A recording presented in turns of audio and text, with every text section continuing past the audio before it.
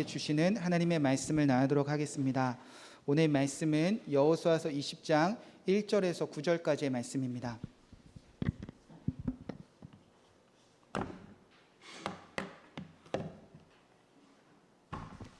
여호수아서 20장 1절에서 9절까지의 말씀을 제가 한 절, 여러분 한 절 교독하도록 하겠습니다. 제가 먼저 읽겠습니다. 여호와께서 여호수아에게 말씀하여 이르시되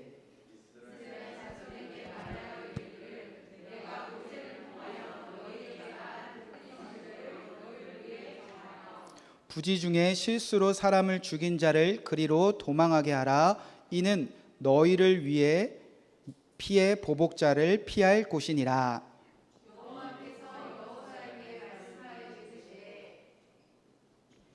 잘못 나온 4절 말씀. 네, 다시 4절 읽겠습니다.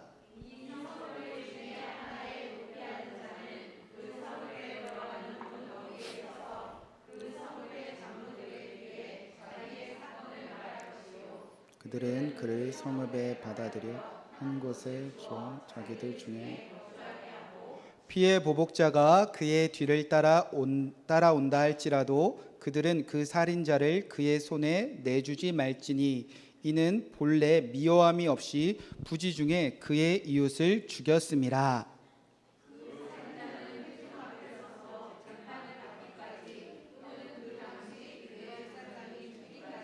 그 성읍에 거주하다가 그 후에 살인자는 그 성읍 곧 자기가 도망하여 나온 자기 성읍 자기 집으로 돌아갈지니라 하시니라.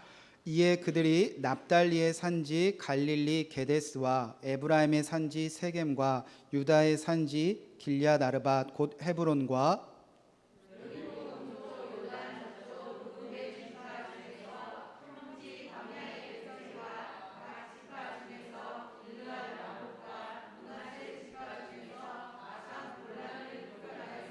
다 함께 읽겠습니다. 이는 곧 이스라엘 모든 자손과 그들 중에 거류하는 거류민을 위하여 선정된 성읍들로서 부지 중에 살인한 자가 그리로 도망하여 그가 회중 앞에 설 때까지 피의 보복자의 손에 죽지 않게 하기 위함이라.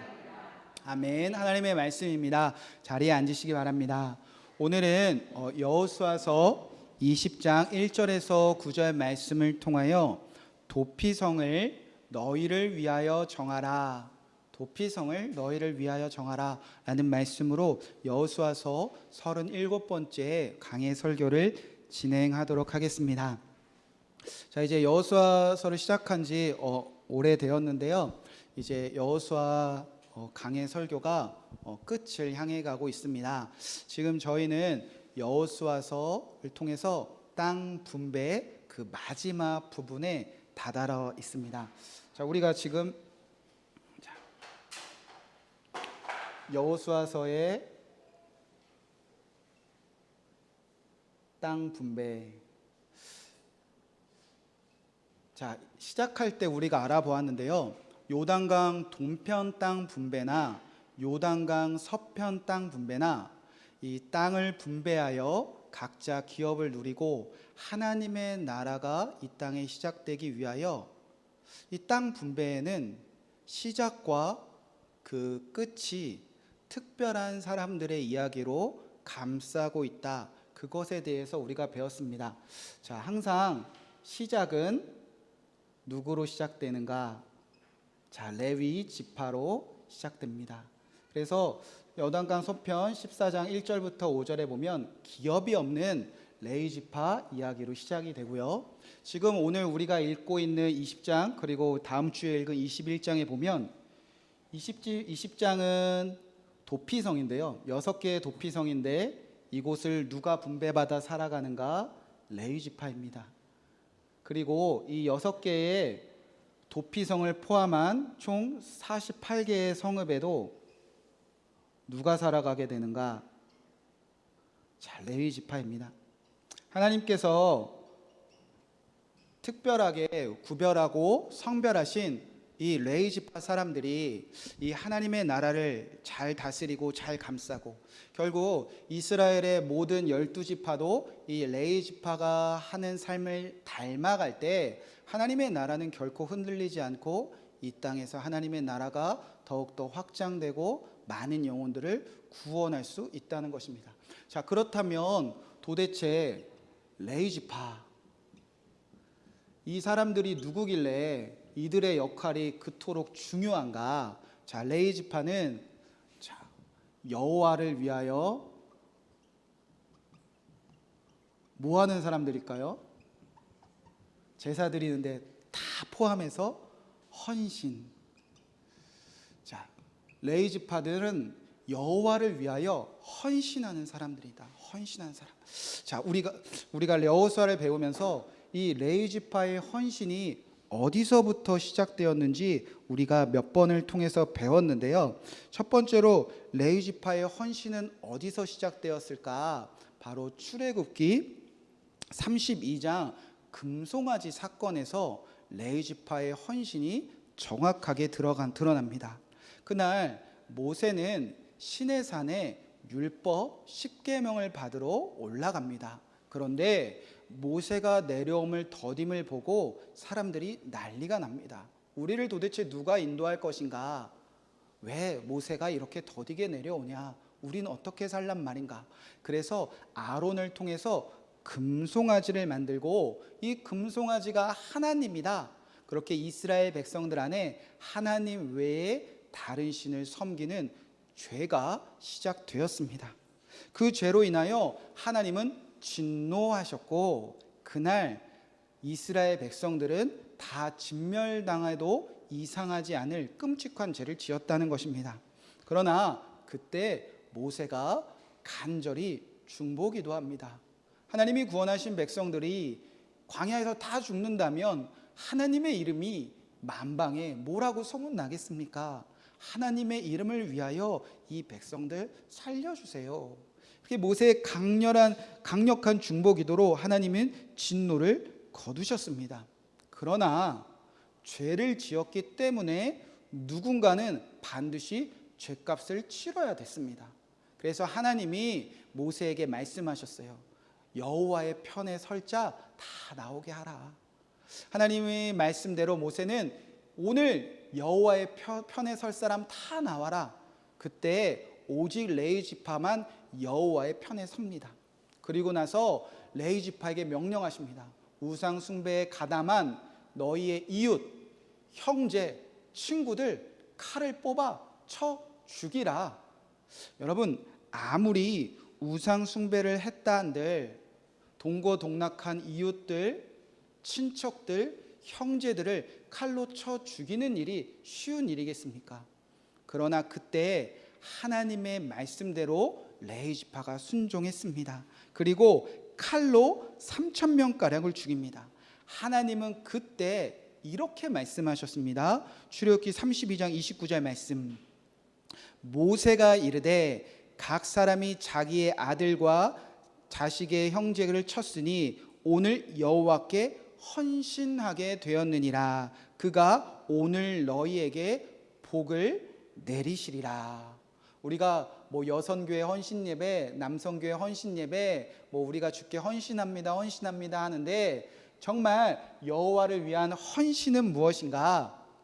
자, 레위 지파를 통해서 드러나는데 이 땅의 모든 사람들의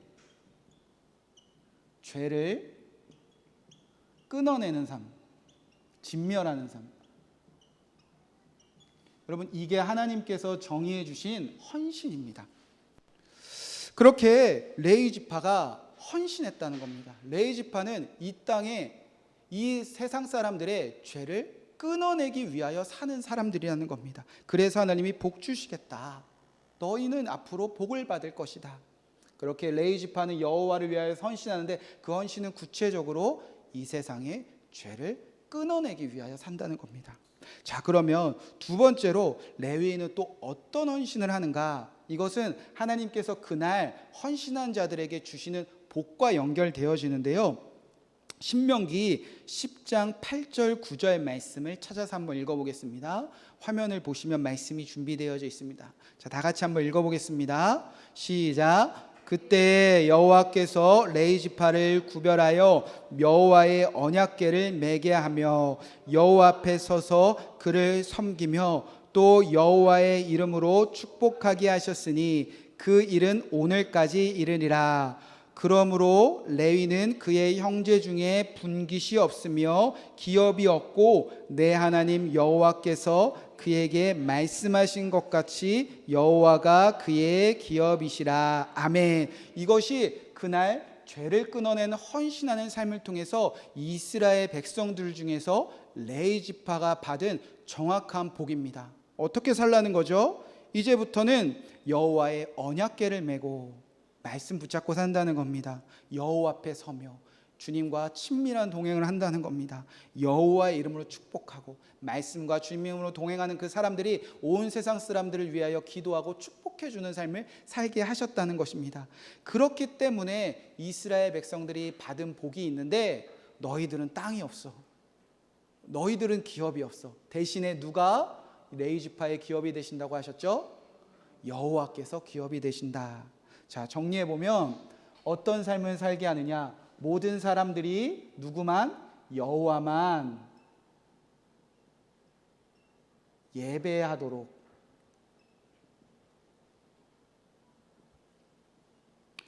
레위 지파들은 이제 이런 헌신을 한다는 겁니다. 모든 세상 사람들이 기쁠 때나 슬플 때나 죄를 졌을 때나 감사가 넘칠 때나 고난을 만났을 때나 레위 지파들은 이 세상 모든 사람들이 하나님만 예배하도록 이제 자신의 생명을 들여 헌신하는 사람들이 이제 레위 지파들입니다.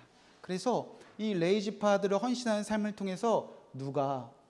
여호와가 기업이 되신다는 겁니다. 여러분에게 축복을 드립니다. 여러분이 목사님만이 그런 것이 아니라 모든 성도님들은 이제 이런 일을 하는 사람들이잖아요. 우리 가정, 우리 교회, 우리 자녀들 죄와 끊어내고 죄와 단절시키고 오직 여호와만 예배하는 가정, 여호와만 예배하는 자녀들, 여호와만 예배하는 이웃들, 이거 다 우리에게 맡겨주신 사명이잖아요. 그래서 여러분에게 특별히 주신 축복은 여호와가 여러분의 기업 되신다는 겁니다. 한번 축복해 볼까요? 여호와가 당신의 기업입니다. 자, 시작. 네. 자, 여러분 이렇게 웃으면서 교회에서는 여호와가 당신의 기업입니다. 이렇게 서로 위로하고 서로 축복해 주는데 이상하게도 집에 돌아가면 찜찜해요. 이상하게 집에 돌아가면 뭔가 당한 것 같은, 속은 것 같은 기분이 듭니다. 왜냐하면 다른 사람들은 땅도 주고 다른 사람들은 많이 선물도 주시고 기업도 줬는데 하나님께 뭐 달라고 왔더니 눈에 보이지 않는 여호와가 당신의 기업입니다. 들을 때는 기분이 좋은데 집에 돌아가면 왜 나만 안 주세요? 라는 우리 찜찜한 마음이 들잖아요. 여러분, 그런데 사실 여호와가 우리의 기업이 되시는 것은 눈에 보이지 않는 것을 주신다는 것이 아니라 구체적이고 실제적이고 우리의 눈에 보이는 정확한 기업을 주시는 방법을 말씀해 주셨습니다. 그 여호와가 기업이 되신다는 이 신명기의 말씀이 이제 여호수아서에서 성취되어지는데요. 어떻게 눈에 보이게 레위 지파에게 기업을 주신다고 약속하셨는가? 기분 좋으라고 하신 말씀이 아니라 눈에 보이게 해주신다는 겁니다. 그 말씀이 여호수아서 13장 14절 말씀입니다. 우리 다 함께 한번 읽어보겠습니다. 오직 레위 지파에게는 여호수아가 기업으로 준 것이 없었으니 이는 그에게 말씀하신 것과 같이 이스라엘 하나님 여호와께 드리는 화제물이 그들의 기업이 되니라. 자, 구체적으로 여호와의 기업이 되신다는 것은 여호와께 드리는 뭐가? 화제물. 자, 우리의 기업은 여호와이신데 여호와의 기업은 화제물을 드릴 때 구체적으로 드러난다는 거예요. 여러분, 여호와께 드리는 화제물은 이 땅의 모든 백성들이 뭐 할 때 드려지게 되죠? 예배할 때. 그러니까 이제 이스라엘 백성들 중에서 이 레위 지파, 나는 레위 지파의 사명을 받았구나, 그런 사람들은 이 땅에, 가정에, 자녀들의, 교회에, 온 열방에 예배가 쉬지 않도록 누군가의 앞에서 헌신하는 사람들이 하는 거예요. 그러면 그 예배를 통해서 우리가 구체적으로 눈에 보이는 복을 하나님께서 허락하신다는 겁니다. 자, 제가 이제 20장, 21장을 이제 읽기 전에 왜 이렇게 장황하게 레위 지파가 누구인지, 레위 지파가 무엇을 위해서 헌신하는지 왜 이렇게 자세하게 다시 한번 반복해서 설명해 드렸냐. 자, 이제 20장과 21장이 그냥 하늘에서 뚝 떨어진 것이 아니라 이 하나님이 모세에게 말씀하신 그 신명기와 아무 관련이 없는 것이 아니라 하나님께서 의도적으로 아주 확실한 방법으로 이 레위 지파가 이제 어떻게 살아가야 되는지 연결하시기 위해서 아주 치밀한 구조를 가지고 이렇게 기록되어져 있다는 겁니다. 도피성에 사는 레위 지파는 이제 무엇과 연결되는가? 모든 사람들의 죄를 끊어내는 삶과 이 도피성에 살아가는 레위 지파의 삶이 연결되고요. 21장에 48개 성읍으로 이스라엘의 모든 지파마다 흩어져 사는 이 레위 지파의 삶은 이제 여호와만 예배하도록 삶과 연결되어진다는 것입니다. 자, 이것을 알아야 도피성에 사는 레위 지파가 이런 일 하는 거지. 48개 성읍의 레위 지파가 흩어진 이유는 요런 거 하는 거지. 이제 연결되어진다는 거죠. 자, 이해가 되시죠? 어렵지 않으시죠? 자, 이제 도대체 도피성과 그 도피성에 사는 레위 지파의 삶이 어떻게 이 세상 모든 사람들의 죄를 단절시키고 끊어낼 수 있을까? 그 하나님이 주신 말씀을 우리가 하나하나 살펴보도록 하겠습니다. 자, 먼저 이 도피성을 정하라고 하신 이유로부터 살펴보도록 하겠습니다. 자, 하나님께서 도피성을 왜 만들라, 왜 세우라, 거기에 레위 지파 왜 살아야 되는가? 자, 20장 1절 2절 말씀을 한번 읽어보도록 하겠습니다. 자, 시작. 여호와께서 여호수아에게 말씀하여 이르시되 이스라엘 자손에게 말하여 이르기를 내가 모세를 통하여 말한 도피성을 너희를 위하여 정하라. 아멘. 자, 도피성은 누구를 위하여? 너희를 위하여. 그러니까 도피성을 정하신 이유는 하나님이 너희를 위하여 정하라고 말씀하셨다는 겁니다. 여기서 너희는 한두 사람을 말하는 것이 아니라 이스라엘의 모든 자손들. 그러니까 도피성이 세워지면 하나님 나라 모든 백성을 위한 하나님의 뜻이 이루어진다는 것입니다. 자, 왜 모든 백성을 위한 일인가? 자, 한번 말씀을 계속 읽어보도록 하겠습니다. 3절 4절 말씀입니다. 부지 중에 실수로 사람이 죽인 자를 그리로 도망하게 하라.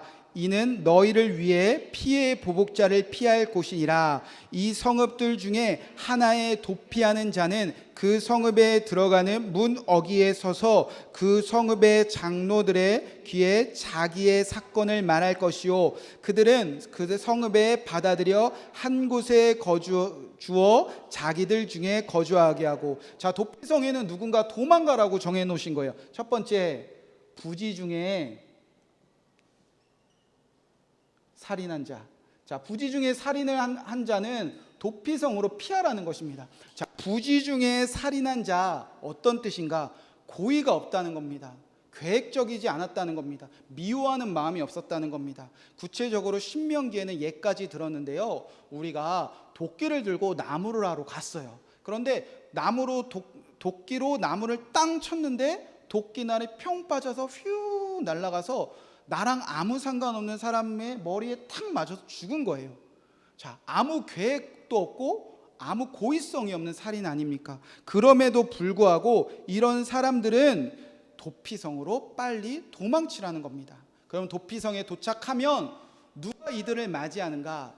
레위 지파 사람들 중에 장로들이 이들을 맞이하여 이 사람의 살인한 죄가 고의성이 있었는지 없었는지 재판하고 판결하고 심판을 한다는 겁니다. 만약 재판을 통해 정말 고의가 없는 부지 중에 저지른 살인이구나 라고 판결되면 생명은 건집니다. 그렇다고 이 과실치사에 대한 죄값이 없었는가? 죄값을 받습니다. 어떤 죄값을 받느냐면 고의로 살인하지 않는다고 하더라도 집으로 당장 돌아갈 수는 없습니다. 그리고 이 도피성 안에서 살아야 됩니다. 언제까지? 당대의 대제사장이 죽을 때까지는 여기 안에서만 살아야 된다는 겁니다. 도피성의 부지 중에 살인을 전한 자 죄값. 우리 지금 이해하기 쉬운 말로는 격리. 여러분 죄값 받은 거예요? 안 받은 거예요? 받은 거예요. 이해하기 쉽게 말한다면 여러분이 고의로 누군가를 때렸어요. 고의로 누군가 살인을 해서 고의가 없이 모르고 누군가를 죽였어요. 그래서 막 교회로 도망쳤어요. 교회로 도망쳐서 그래요, 고의성이 없었군요, 집사님. 안타깝지만 여기 교회 안에 머무세요. 그러나 교회 밖으로는 한 발짝도 나갈 수 없습니다. 여러분 이거 죄값을 받은 거예요? 안 받은 거예요? 죄값 분명히 받게 하신 거예요. 부지 중에 저지른 살인이라 할지라도 죄값이 없는 것이 아니라 죄값을 받을 때까지, 죄가 없어질 때까지, 죄가 끊어질 때까지 이스라엘 사람들과 격리시켰다는 것입니다. 자, 그렇다면 이 도피성에는 부지 중에 살인한 자만 도망치는 것인가? 절대 아니죠. 고의로 살인한 자, 여러분 도피성으로 도망칠까요? 안 칠까요? 어떻게든 살라고 도망치겠죠. 자, 그래서 고의로 살인을 저지른 자도 반드시 도피성으로 피할 겁니다. 그리고 나서 막 변명을 하겠죠. 저는 고의가 아니었습니다. 모르고 그랬습니다. 계획적이지 않았습니다. 미워하는 마음이 없었습니다. 자, 그러면 어떻게 해야 되는가? 레위 지파 사람들이 이들을 재판하고 판결하고 심판해낸다는 겁니다. 그 말씀이 신명기 19장 11절에 적혀져 있습니다. 말씀을 한번 제가 읽어드리도록 하겠습니다. 그러나 만일 어떤 사람이 그의 이웃을 미워하여 엎드려 그를 기다리다가 일어난 상처를 입혀 죽게 하고 이 한 성읍으로 도피하면, 고의적으로 살인한 자도 살기 위해서 도피성을 피한다는 겁니다. 그런 일이 벌어지기 때문에 하나님께서 그것을 예방하여 이미 신명기 때부터 말씀을 가르쳐 주셨어요. 그럼 어떻게 하는가? 12절에 보면 그 본 성읍 장로들이, 레위 지파의 장로들입니다, 사람을 보내어 그를 거기서 잡았다가 보복자의 손에 넘겨 죽게 할 것이라. 내 눈이 그를 궁휼히 여기지 말고 무지한 피를 흘린 죄를 이스라엘에서 제하라. 그리하면 내게 복이 있으리라. 자, 고의로 살인한 자도 도피성에 피하면 반드시 죄값 받게 하는 일이 레위 사람들이 하는 일이라는 겁니다. 죄값은 죽음입니다. 제 거죠? 죄송합니다. 자, 꺼놓고, 자, 어디까지 했죠? 자, 그렇게 레위 사람들이 할 일이에요. 부지 중에 살인한 자도 죄값을 받게 하고 이스라엘과 격리시키고, 고의로 살인하는 자도 죄값 받게 하고 죽음으로 이스라엘에게 격리시키고, 그렇게 긍휼히 여기지 말고 무지한 피를 흘린 죄, 그 죄를 이스라엘에서 제하는 일을 레위 사람들이 이 도피성 안에서 충실하게 해낼 때 하나님은 레위 지파 그리고 온 땅에 복을 주신다는 것입니다. 그러니까 레위 지파를 통해서 이 땅에 복을 내리시는 방법이 도피성을 통해서 이루어진다는 겁니다. 자, 이제 가장 중요한 핵심입니다. 부지 중에 살인을 저지르지만 격리되는 도피성, 고의로 살인을 저지른 자가 반드시 죽임당하는 도피성, 이런 도피성을 정하는 일이, 이런 도피성에서 레위인들이 헌신하는 일들이 왜 모든 사람의 죄를 끊어내는 방법일까? 여러분, 우리가 부지 중에 얼마나 살인을 저지르겠습니까? 고의로 얼마나 살인을 저지르겠습니까? 그런데 도피성을 세우고 레위 지파가 헌신하면 하나님은 모든 사람의 죄를 끊어낼 수 있다, 그렇게 말씀하셨다는 겁니다. 어떻게 도피성을 통해서 모든 사람들의 죄를 끊어낼 수 있을까? 바로 이 땅에 존재하는 아주 끔찍한 삶의 방향이 있는데, 오늘 말씀에 기록되어 있기는 피의 보복자. 우리가 이런 마음으로 살아가는 죄악에 얽매여 있기 때문입니다.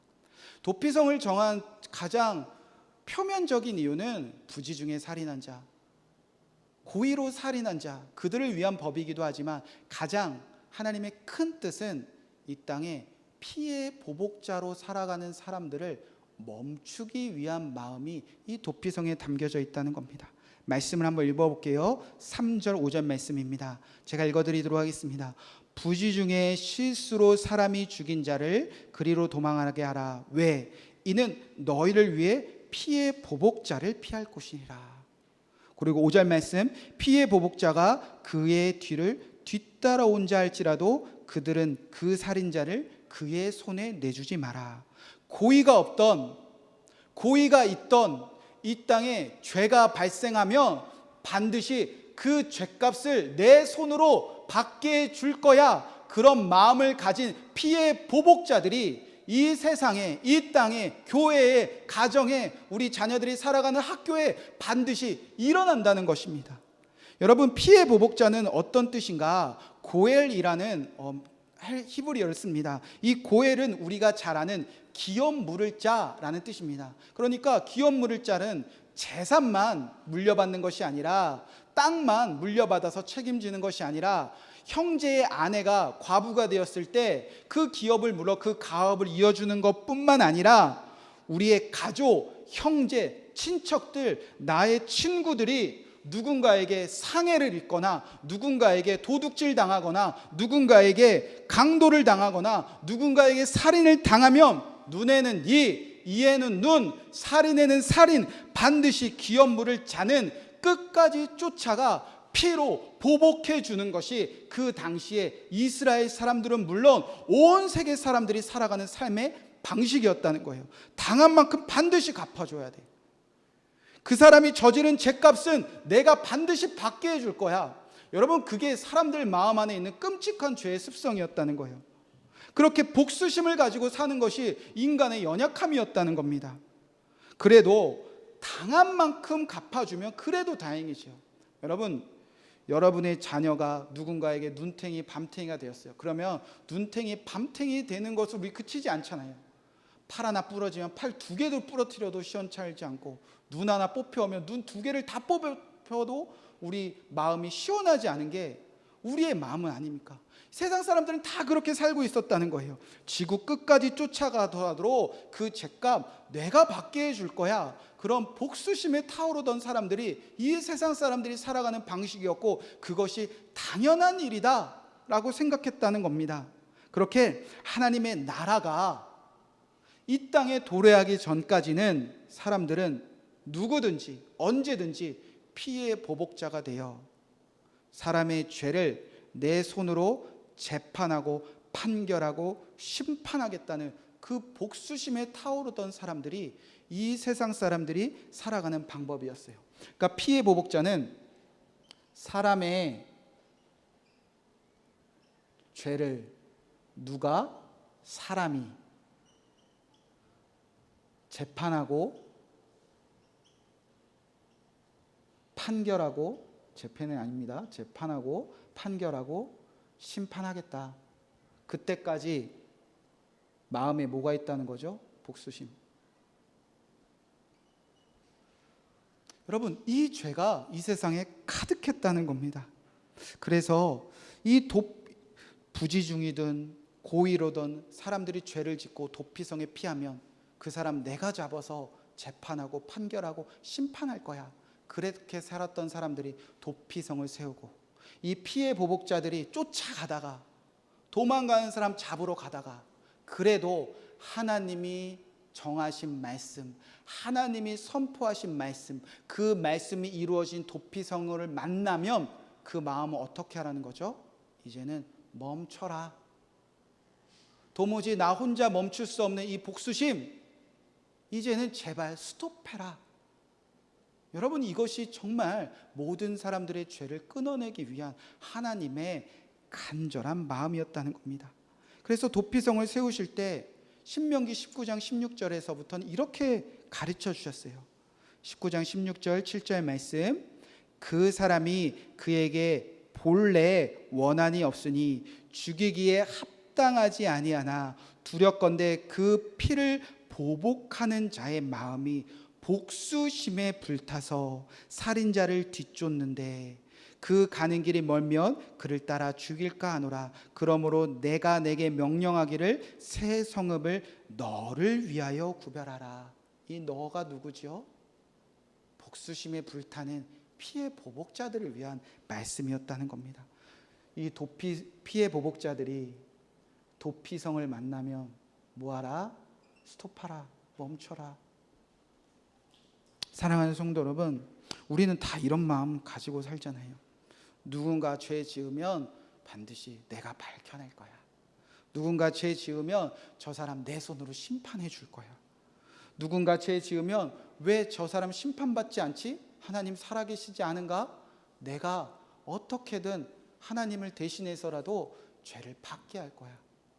그렇게 시작된 우리의 마음들이 어느새 평생을 그 복수심에 불타올라 내가 죽어가든지도 모르고 살아가고 있는 게 이 세상 사람들이 살아가는 방법이 아닙니까?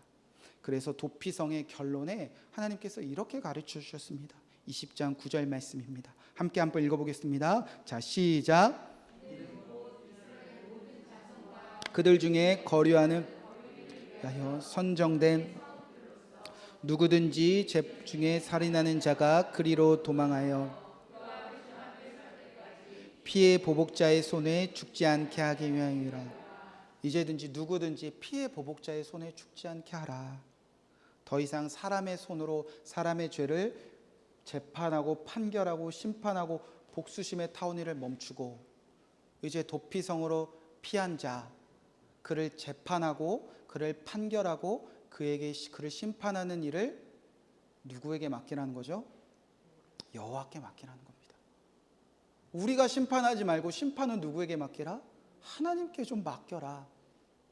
여러분, 우리의 손으로 이 땅에 죄 끊어낼 수 있습니까?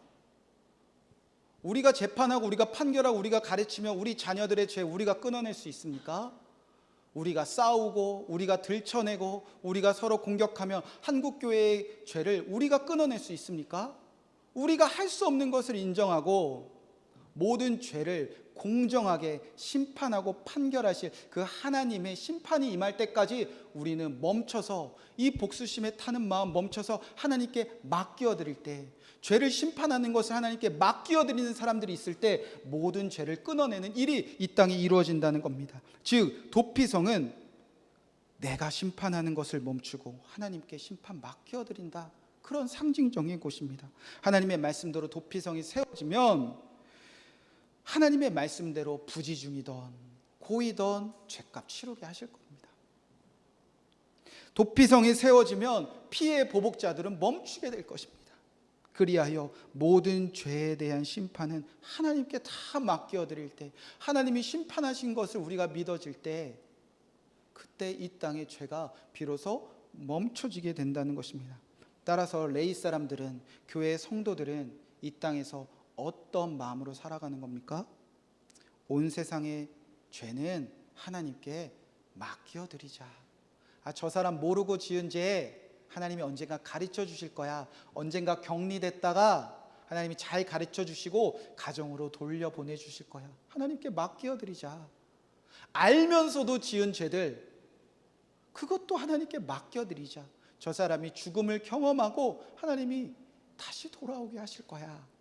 그렇게 우리 손으로, 사람의 손으로, 교회의 손으로, 성도의 손으로 정죄하고 판결하고 심판받게 하는 것이 아니라 레위 지파 사람들, 교회와 성도들은 모든 죄는 하나님께 맡겨드리는 그 신뢰가 있을 때 세상이 회복된다는 것입니다. 온 세상이 중심에서 하나님께 맡겨드리자. 죄에 대해서는 하나님이 하실 것이다, 그렇게 외칠 수 있어야 된다는 것입니다. 사사기에 보면 이 레위 지파의 삶이 철저하게 무너집니다. 온 세상 사람들이 하나님을 떠나고 제사장마저 하나님을 떠나는데 어떻게 떠나는가? 어느 날 제사장의 아내가 간음을 합니다. 그리고 친정으로 도망칩니다. 제사장이 그 죄를 하나님께 맡겨드리지 못하고 친정으로 쫓아가 그 아내, 간음한 아내를 집으로 끌고 갑니다. 끌고 가던 길에 한 집에 머무는데 베냐민 사람들이 그 아내를 강간하기 시작합니다. 그런데 이 베냐민 이 제사장이 그 아내가 강간당하는 것을 방관합니다. 그것도 모자라 이 죽은 아내의 시체를 집으로 가져가서 12토막을 내서 이스라엘 12지파에 다 뿌려버려요. 그리고 나서 베냐민 지파 사람들이 죄를 졌으니까 사람의 손으로 저 베냐민 지파 사람들 심판하자. 그렇게 사람의 죄를 사람이 심판하는 일에 이 도피성에 살아야 될 레위 지파들이 앞장서서 끔찍하게 선동을 했다는 겁니다. 그래서 어떻게 됩니까? 이스라엘 12지파들이 군대를 가지고 일어나 베냐민 지파가 아주 멸절당할 정도로 사람이 재판하고 판결하고 심판하여 복수심에 불타는 세상을 레위 지파들이 만들어갔다는 것입니다. 요즘 텔레비 한번 켜보세요. 드라마 한번 보세요. 영화 한번 보세요. 온 세계 사람들이 뭐에 열광하죠? 사람의 죄를 사람이 심판하는 것을 마치 영웅시하는 세상이 되어버렸습니다. 하나같이 일맥상통하는 부분이 있습니다. 죄에 대한 심판을 사람이 하며 그것을 사람들이 통쾌하게 생각을 해요. 처음에는 착한 주인공이 어떤 끔찍한 일을 정하죠. 여러분, 착한 주인공이 어디 있습니까, 세상에? 근데 아주 착한 주인공이 어느 날 끔찍한 일을 당했다고 해요. 그래서 법에도 기대 보는데 법은 공정하지 못하고 사람들에게 하소연하는데 사람들을 다 외면합니다. 그래서 이 착한 주인공이 세상에 공정하지 않구나, 법은 공정하지 않구나, 아무도 나 도와주지 않는구나, 내가 믿던 신은 죽었구나. 그리고 나서 철저하게 복수심으로 막 훈련받고 일을 갈아요. 그리고 나서 어느 날 짠하고 몇 년 뒤, 3년 뒤, 10년 뒤 멋진 모습으로 돌아와서 스스로 칼을 들고 그 사람들 칼로 막 팍팍 찔러 죽이면 그것을 통쾌하게 여기는 세상이 되어버렸습니다. 아이들이 그거 보고 자라요. 여러분, 세상에 TV만, 영화만 그렇습니까? 우리 부부관계도 그렇고요, 학교도 그렇고요, 교회도 그래요. 남편의 아내가 죄가 드러나면, 남편의 죄가 드러났습니다, 아내의 죄가 드러났습니다, 모르고 그랬겠지, 하나님께 맡겨드리자. 알면서도 그래? 너 한번 하나님 앞에서 죽음을 경험해봐라. 이렇게 하나님께 맡겨드리는 것이 아니라 내 손으로 언젠가 복수할 거야.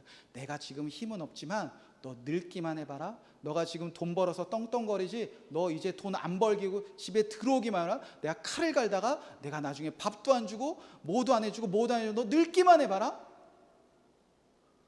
우리가 예수님께 맡겨드린 줄 알았는데, 용서한 줄 알았는데 자다가도 벌떡 일어나서 그때 그 놈이라고 하니 내 남편이 왜 그랬지? 그때 그런 말을 나한테 왜 했지?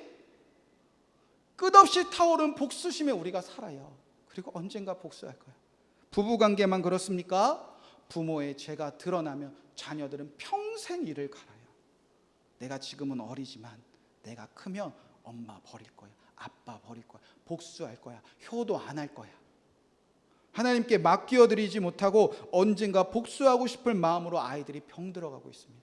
이웃들, 친구들 나에게 해만 끼치며 나에게 조금이라도 잘못하면 언젠가 내가 똑똑하게 죄값 치르게 해줄 거야. 우리 다 피해 보복자로 살면서도 하나님 믿는다고 해요. 심지어 교회 안에서도 그렇죠. 목사님의 죄가 드러나고 성도들의 죄가 드러나고 안타까운 일입니다. 반드시 시시비일을 따져서 죄를 드러내고 죄가 멈추게 하는 것도 중요합니다. 그러나 죄값을 우리 손에 받게 하는 일에 우리는 왜 이리 복수심에 불타는 거죠? 우리 교회 일도 아닌 다른 교회 일에도 우리가 막 광분하잖아요. 저 목사님, 저 성도들, 저 교회 벌 받아야 되는데 왜 다 가만히 있지? 우리가 나서서 벌 받게 해줘야지, 죄 드러내게 해줘야지. 도대체 그 이유가 뭐지요? 도피성을 정하신 하나님의 정신이 우리 안에서 사라졌기 때문입니다. 하나님은 우리를 위하여 도피성 세우라 하셨습니다. 그래서 우리가 도피성 하면 누구를 떠올리죠? 예수님. 그런데 이 도피성과 우리가 예수님을 떠올리는 그 부분에 뭔가 우리가 약간 오해는 있습니다. 왜냐하면 우리는 마치 세상 그 누가 어떤 죄를 지어도 예수님께 피하면 다 용서해 주신다.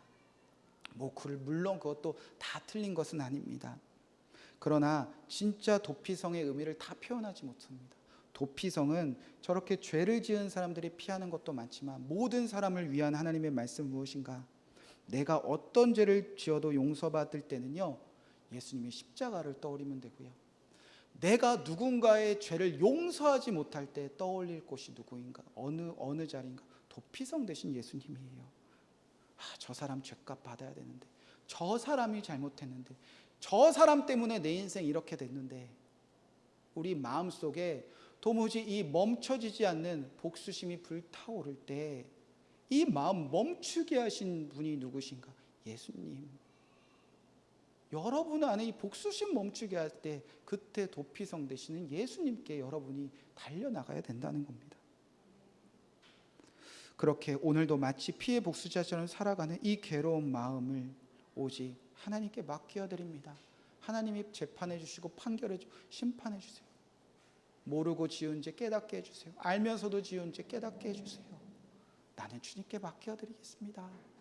그래서 우리는 도피성 대신 예수님 앞에 이 피해 보복자의 삶을 멈추라는 것입니다. 여러분, 이번 추석 명절 잘 보내셨습니까? 행복하게 잘 지내셨습니까? 이상하게도 한국은 추석 명절만 끝나면 이 가정 저 가정에서 막 복수심이 불타올라요. 다 같이 가족끼리 행복한 시간을 보내는, 추석만 끝나면 왜 그렇게 복수심에 불타는지, 남편을 향한 복수심, 아내를 향한 복수심, 시댁 식구를 향한 복수심, 처가 식구들을 향한 복수심, 형제들을 향한 복수심, 부모와 자녀들을 향한 복수심, 다 너 때문이야. 다 너 때문이야. 내가 화내는 거, 내가 짜증내는 거, 내가 분노하는 거 정당해. 왜? 나는 죄가 없거든. 저 사람 때문이거든. 그렇게 우리는 아주 크고 작은 일들 때문에 피해 보복자로 살아갈 때가 있습니다. 그때 우리가 도피성 되시는 예수님 앞에서 멈추라는 것입니다. 하나님이 정하신 말씀 앞에서 멈추라고 주님은 도피성을 세우라 하셨다는 것입니다. 산속에 다람쥐들이 있습니다. 다람쥐는요, 봄부터 겨울까지 열심히 도토리를 모은대요. 그리고 나서 그 도토리를 어떻게 하느냐, 다 먹는 게 아니라 땅속에 다 파서 묻는다고 합니다. 그러니까 평생 도토리 쫓아다니다가 도토리를 땅속에 다 묻는데, 참 다람쥐가 어리석고 멍청한 게 뭐냐, 도토리를 어디다 묻었는지 도무지 기억을 못한대요. 그럼 이런 멍청한 다람쥐가 어디 있습니까? 그런데 내가 평생 쫓아다녔던 그 도토리를 어디다 묻었는지, 그 잃어버리는 어리석음과 멍청함 때문에 어떤 일이 일어나는가, 봄이 되면 그 도토리가 싹이 트고 그 도토리가 나무가 되고, 세월이 흘러 그 도토리 나무에 더 많은 도토리가 열려서 더 많은 열매를 얻으면서도 이게 어디서 났지 또 모르고 또 평생 쫓다가 또 묻고. 여러분, 한날 다람쥐가 평생 열심히 쫓던 것도 땅에 묻어두면 그것이 귀한 열매로 맺는다면, 여러분, 죄에 대해서 재판하고 심판하고 복수하고 싶은 이 사람의 마음을 도피성 앞에 다 묻어두면 하나님이 얼마나 큰 열매로, 얼마나 큰 사랑으로 여러분에게 갚아주시겠습니까? 사랑하는 성도 여러분, 죄는 우리 손으로 끊어낼 수 없습니다. 죄는 우리 손으로 멈출 수 없습니다. 죄는 오직 하나님이 멈출 수 있는 것입니다. 죄는 오직 하나님이 재판하고 판결하고 심판할 때만 오로지 죄는 끊어지게 되는 것입니다. 여러분 안에 혹시 저 사람 죄값 받아야 되는데, 저 사람의 죄 때문에 내가 왜 이렇게 살아야 돼? 라는 괴로움에, 복수심에, 피해 보복자로 살아가는 여러분이 있습니까? 하나님이 정하신 말씀 앞에 오늘 묻어 놓으시기 바랍니다. 정말 어리석을 만큼, 정말 멍청하리 만큼 잊어버리시기를 주님의 이름으로 간절히 축복의 말씀을 드립니다. 어리석고 멍청하게 잊어버릴 때, 도피성 앞에 묻어놓을 때 주님이 훗날에 큰 사랑으로 갚아주실 것을 믿습니다. 우리의 구원은 주님께 달려 있습니다. 우리 이 마음 가지고 우리 구원하심이 어린 양 그 보혈 안에 있음을 찬양하면서 이제 내가 심판하지 않습니다. 내가 판결하지 않습니다. 주님 앞에 나는 멈춰 싸우니 주님이 재판하여 주시옵소서. 그 마음으로 우리 보좌 앞에 모였네 함께 찬양하고 주님께 봉헌하고 주일 예배를 마치도록 하겠습니다. 함께 찬양하겠습니다.